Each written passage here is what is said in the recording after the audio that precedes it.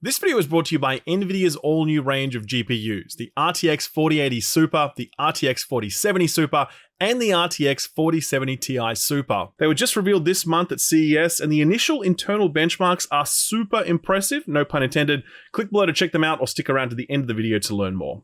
Gamers, welcome to Season 4 of This Week in Video Games. It's fantastic to be back. I had an awesome break just playing Armored Core mainly, as well as too much Fortnite, ew, cringe. But I mainly just chilled out and went outside and got some sleep and went to the gym. Just lived a normal human life for a little while, which was quite nice. Having said that, I am not great at the whole holidays thing, so I was kind of itching to get back to it. I love doing the show every week. It's genuinely great fun, and so I'm super glad to be back at this. I'm particularly excited because this year's a little different. See, this show is getting bigger in terms of viewership and the number of stories we try to pack in each week, and I realized that I needed some help to stay on top of that workload.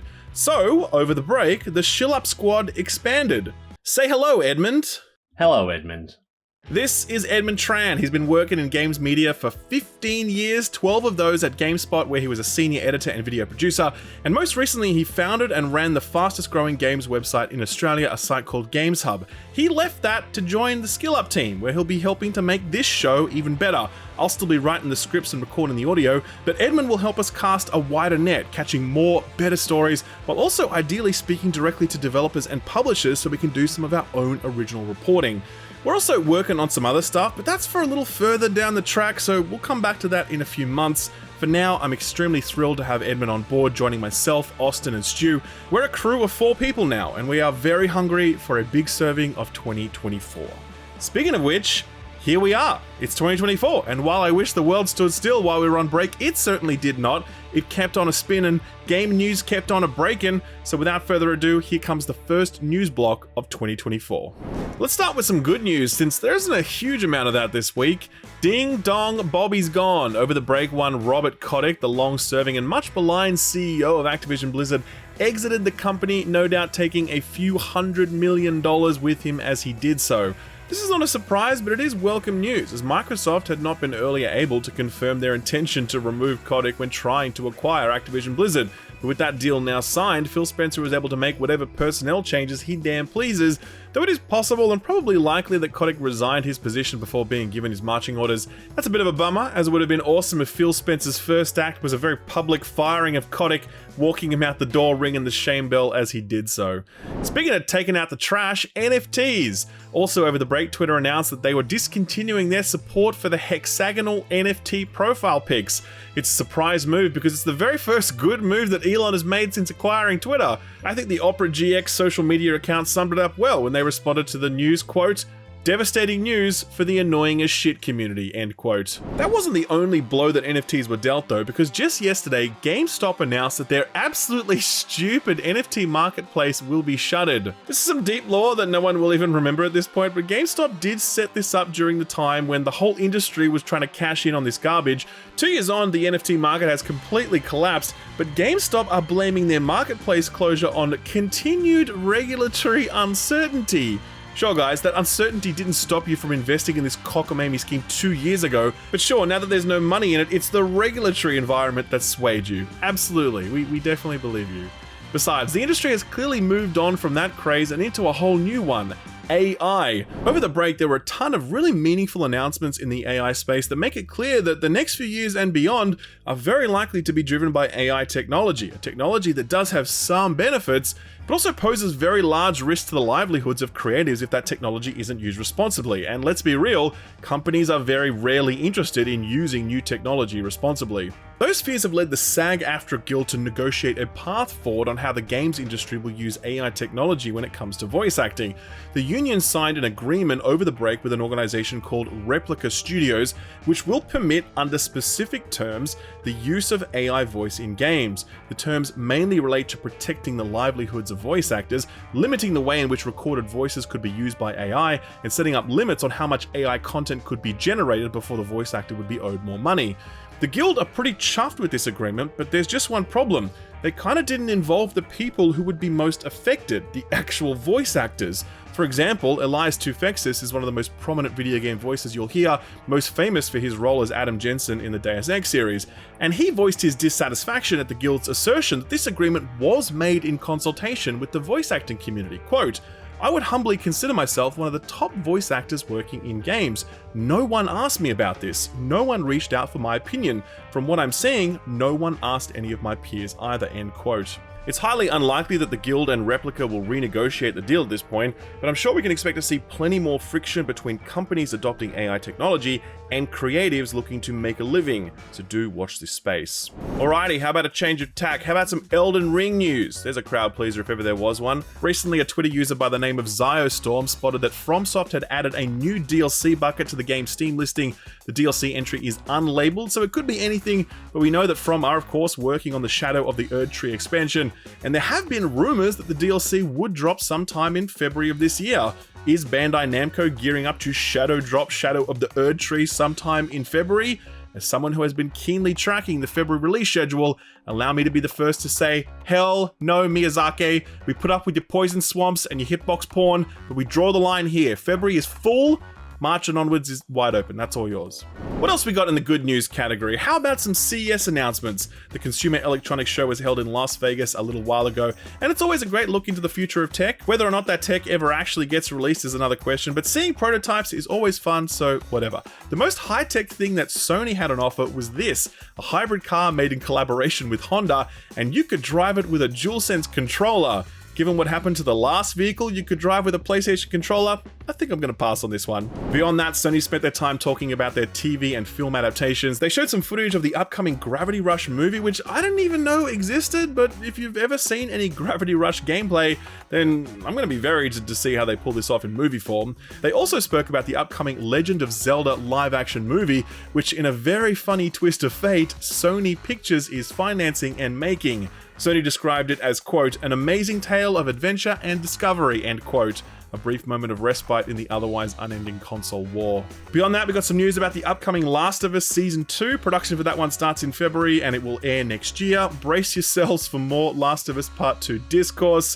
One of the more interesting announcements coming out of the show was this thing, the MSI Claw.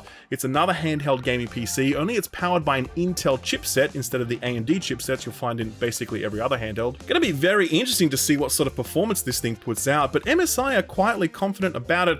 It also sports a bigger battery than the competition, a 53 watt-hour battery compared to a 50 watt-hour battery on the Steam Deck OLED and a 40 watt-hour battery on the ROG Ally. Given that the Claw is sporting higher base specs, a 1080p panel and 120Hz refresh rate, this does look to be competing more with the Ally than the Deck, so the extra battery life could be a big deal if that Intel chipset is able to use that power effectively. We'll find out for ourselves when this thing arrives sometime later this year. Okay, here's an interesting one to stick our teeth into. Microsoft are considering bringing both Sea of Thieves and Hi-Fi Rush to other platforms, namely PlayStation and Switch. This news comes from a mix of Jeff Grubb, Steven Totillo, and Nate the Hate, three sources with very strong track records who don't talk out their ass. They say that Microsoft are tinkering with getting these games out on other platforms and that it might happen soon. This caused a lot of kerfuffle in the Xbox community. Some people were like, yeah, sure, go for it. The more people who get to experience these games, the better. Others, though, not so much. Sure, there were definitely your console warriors who are weirdly tribal about their plastic boxes and always spoiling for a fight, but there were also more nuanced takes that point to the idea that console platforms are walled gardens for a reason, with exclusives drawing people into those ecosystems, giving them player bases and momentum. It's partly true. I'm not against these platforms having good first-party exclusives to give them strong, sustainable player bases interested to play those exclusive titles. But I don't think every game needs to be an exclusive, and certainly not forever. I mean, let's say Sony released Days Gone on Xbox. Would that be such a big deal? I don't think so. Would I expect Nintendo to release Mario anywhere else? No. But Splatoon? Maybe. And given the competitive nature of that game, it might be good to see it on other platforms. Point is, exclusives are always a case-by-case thing, and I don't think that Sea of Thieves and Hi-Fi Rush are so integral to Xbox's identity that Xbox couldn't suffer them landing on other platforms. No official response from Microsoft on this one yet. I wonder if we'll hear more about it at the upcoming Developer Direct, which is scheduled for just a few days from now, so stay tuned. Alright, I guess we better get back to that bad news now. Remember how in 2023, layoffs were one of the biggest, most recurring themes, and nearly 10,000 game developers lost their jobs in a single year, and we had hoped that with that year over, we could put all that behind us?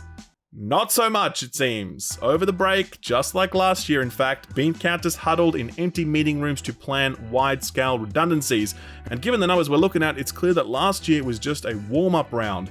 It started last year actually, with Boss Studios, makers of Surgeon Simulator. They laid off about a third of their staff, around 19 people. Very soon after that, an entire publisher was shut down.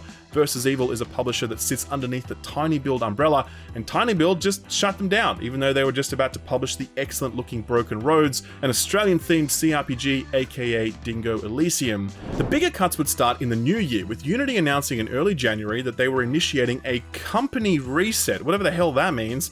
In the immediate, it meant 1,800 people losing their jobs, which is a full quarter of Unity's headcount. This, of course, follows Unity's disastrous 2023 when they tried to pull that install tax bullshit, a move so unpopular it saw a mass exodus of developers, necessitated an embarrassing walkback, and also saw CEO John Riccitiello walk the plank. But wait, there's more. Last week, Twitch cut 500 employees, which is around 35% of their staff. It comes less than a year after they laid off 400 people as part of a wider Amazon layoff. So in terms of headcount, Twitch is down over 50% versus the same time last year. Some of the employees spoke to Aftermath, and they said that the cuts affected already lean teams and that feature development will likely slow down in the future. Quote, "I have no idea how folks are going to make it work now," end quote. Still plenty to go, sadly. Discord, they cut jobs last week as well. They cut 170 jobs, or 17% of their workforce. Discord said that they grew too quickly and now need to make adjustments, but to their credit, they are offering generous severance, including 5 months of salary and benefits, with an additional week's salary for every year worked. It's a hell of a lot better than many other companies are offering. Here's one you may not have heard of. Gearbox own a studio called Lost Boys Interactive. That studio is kind of a gun for hire, bringing development talent into projects to get them over the line. This past week, Gearbox, which is owned by none other than Embracer Group, initiated substantial cuts at Lost Boys, and while no official numbers are out, it's estimated that around 125 people were let go. That wasn't all for Embracer though, as they also made cuts at 3D Realms, who were working on some really cool projects like Core Decay and Tempest Rising. It is not yet clear how many people will let go or how it'll affect those projects. All told, we are only halfway through the first month of January, and already 2,500 gaming jobs have vanished, 25% of the total number of jobs that were lost in 2023. Anyone hoping for a rosier 2024, you can pretty much kiss that dream goodbye. A quick lightning round to serve as a bit of a chaser to all that. We may be getting a DualSense that has more than 15 minutes of battery life. Walmart Canada leaked a new listing for an official Sony DualSense controller that is advertising 12 hours of battery, a substantial improvement over the current one, as I don't need to tell any PS5 owner. That will apparently be the new default DualSense SKU going forward, and it will be the same price as the existing DualSense, which is not bad. That Jet Set Radio reboot may be open world. That's according to a Sega investor meeting report, which briefly describes, quote, Tokyo Street Open World, end quote.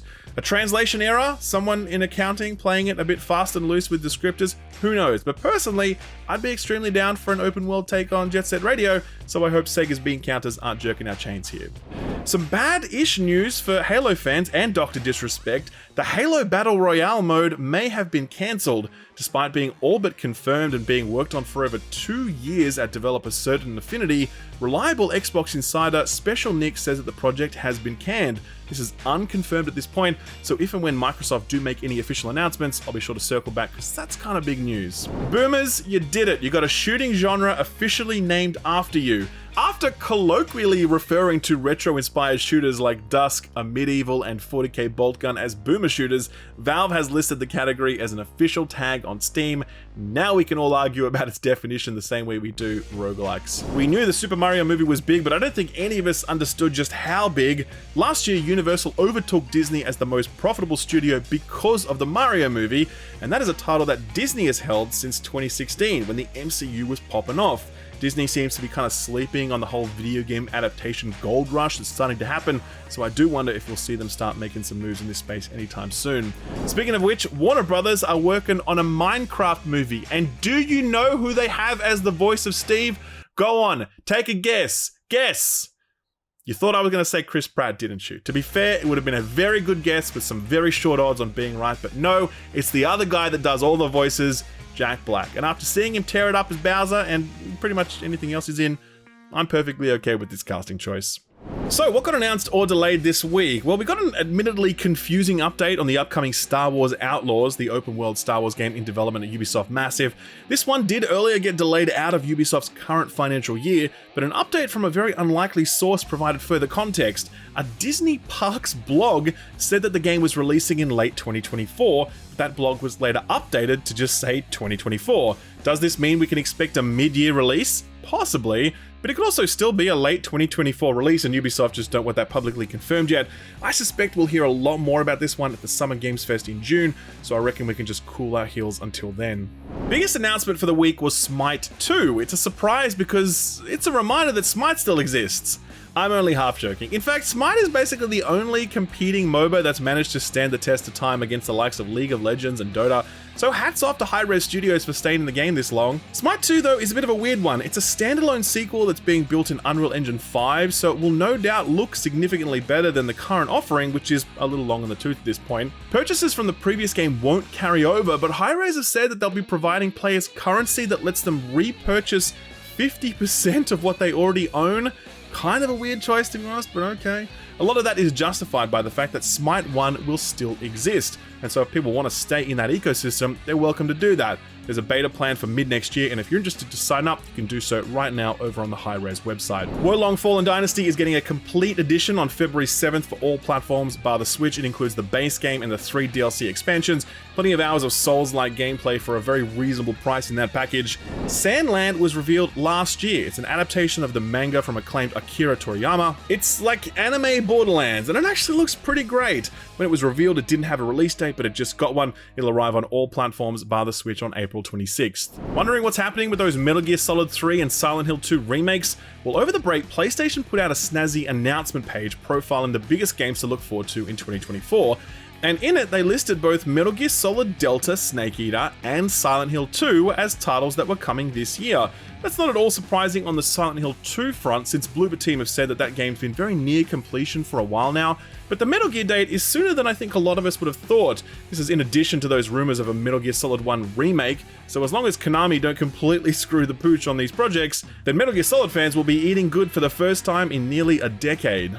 Speaking of Kojima, sort of, Death Stranding on Mac and iOS devices is a real thing that is happening, so you can finally play Death Stranding as Kojima intended it, on a 6-inch screen while getting spammed with TikTok notifications. This was meant to be launching last year, but over the break got a delay into 2024, no specific date yet. And finally, if you've got a lazy $3,500 laying around, I've got good news for you, because just last week, Apple confirmed that the Vision Pro headset will launch in the US on February 2nd. Other markets will follow after that, but no specifics on that yet. This is Apple's first foray into the mixed reality space, following companies like Meta, who have been doing a pretty decent job of it with their recently released Quest 3 headset. A headset that I own and use quite frequently to browse the internet, play games, and even watch some movies. Tasteful movies, I might add. Get your mind out of the gutter. The Vision Pro isn't really for gaming though. I mean, you'll be able to play Apple Arcade games on there, but really this device is pointed at communications and media consumption. True story, you know the eyes that you can see on this thing? They're not actually eyes, but rather a projection of the person's eyes being shown on the front of the display.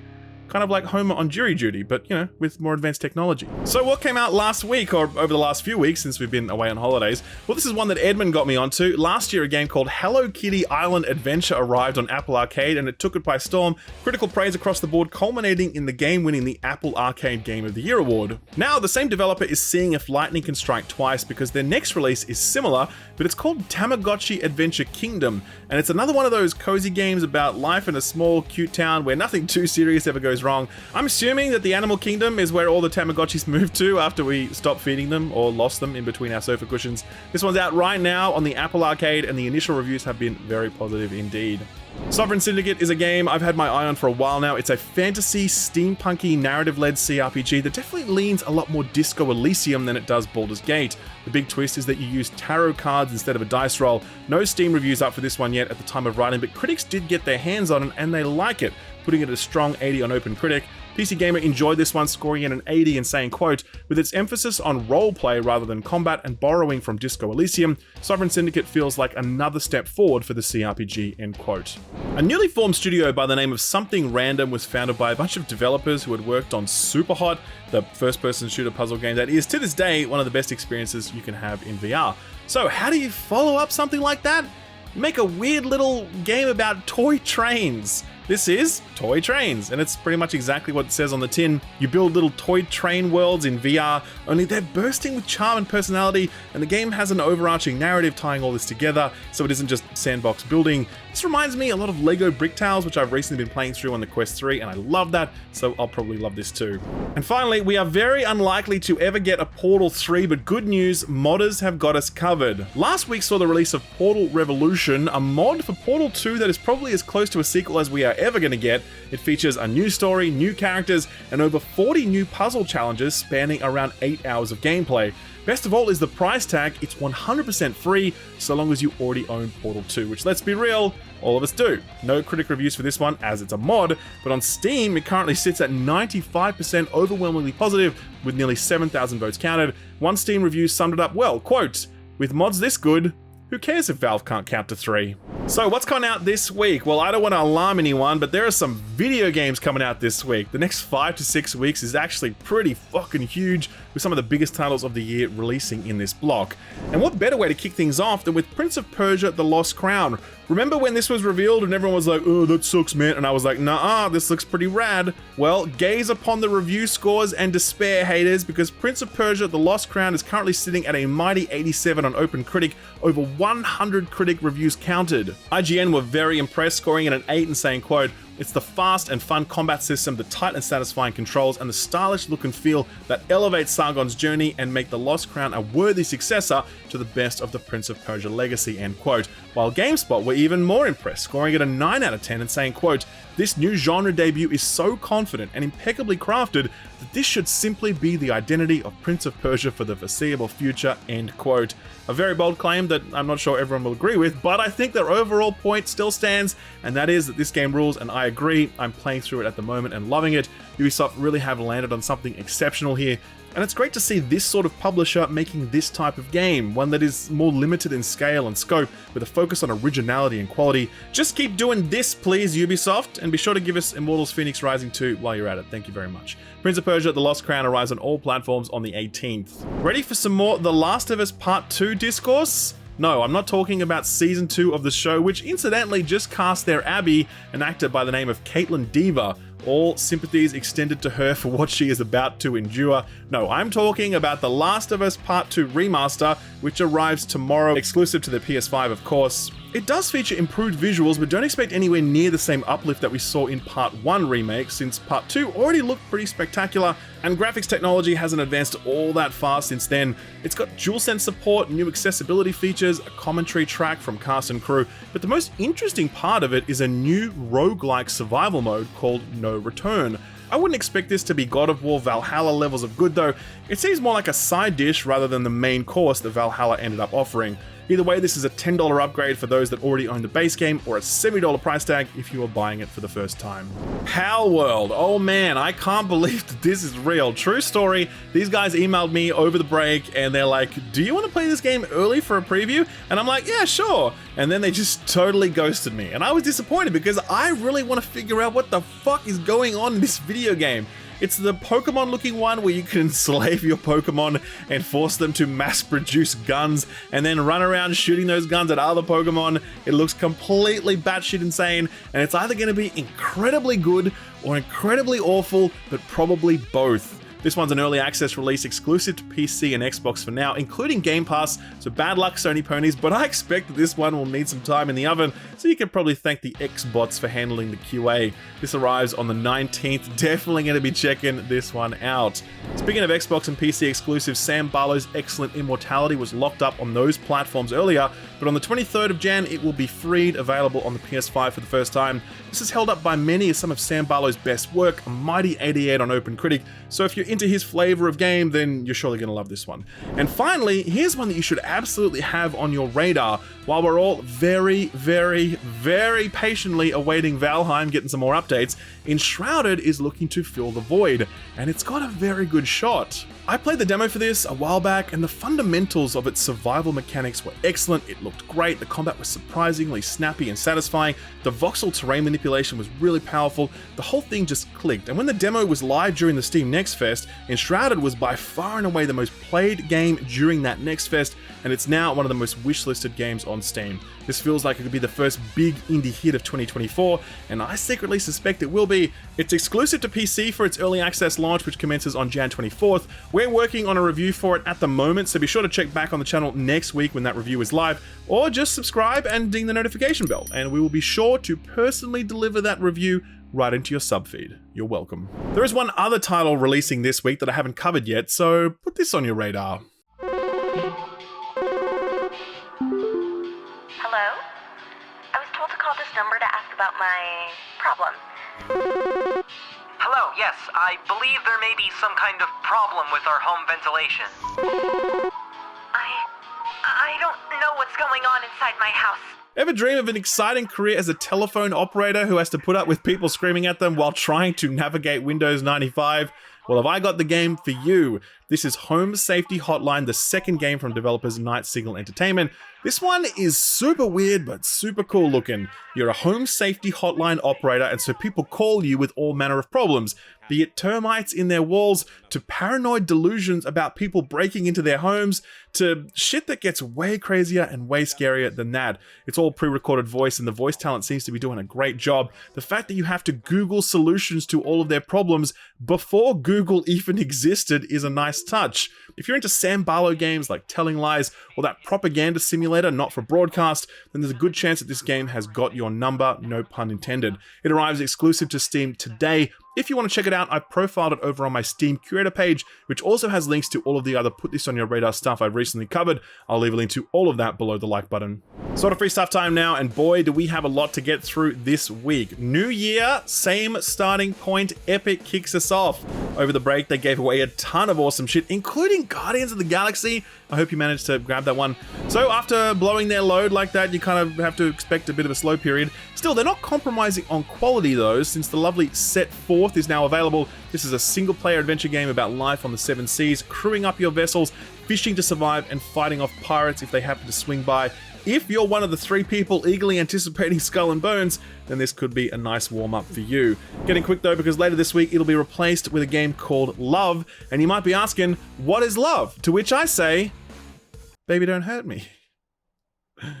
Are you guys as glad to be back as I am? Love is a many splendid thing, and it's also a very classic, very basic 2D looking platformer released back in 2014. If you can't wait until the end of the week to pick this one up, you can grab it on Steam for like $3. Prime Gaming hasn't got a whole lot going on this week, but the lovely and thematic Endling Extinction is Forever is on there if you're looking for something a little more down-tempo. The PS Plus lineup for the month ain't messing around. The headline offering has got to be A Plague Tale Requiem, following up on the absolutely brilliant Innocence from a while back. This is sort of like The Last of Us, except instead of zombies, it's rats. The production values here are incredible, the story is great, and the voice work by the actor playing Amicia is so strong that it earned her a Game Awards nomination. This is a genuinely fantastic video game, and if you haven't yet experienced it, then do grab it. But be sure to play the first game first, since it does add a lot to this follow-up experience. Evil West was a personal indulgence of mine. I really loved this one when it hit, but that was by no means a unanimously held view. The combat is very God of War, and the storyline is there's not much there, but it's great. It's schlocky cowboy fun, and I do recommend it. Finally, Nobody Saves the World tops off a stellar month. I've spoken about this a bunch in the past, so I won't do so now, but it's from the same people who made Guacamelee, and they crushed it just as much here as they did over there. A genuine must-play, please don't skip it. Microsoft aren't going to let Sony steal all the headlines this month though, because this month's Game Pass lineup certainly ain't no slouch. Assassin's Creed Valhalla will keep you occupied for 3,000 to 4,000 hours, not including the DLCs. We Happy Few was a little disappointing when it launched, so if you skipped it, then this would be an easy way to check it out at a bargain price. Headline offering is Resident Evil 2 Remake, a game so good that it needs absolutely no introduction here. And don't forget about Pal World. We're all going to find out at the same time whether or not that game is actually real, and I for one cannot wait. Our feel-good story for the week probably should have waited until next week when Like a Dragon Infinite Wealth releases, but to be honest, this story, courtesy of automatonmedia.com, is just too good, so I'm rolling it out now. The Like a Dragon saga is a sprawling one, full of many characters that met their untimely ends. Never at Kiryu's hands, of course, since Kiryu doesn't kill people. Right, RGG fans?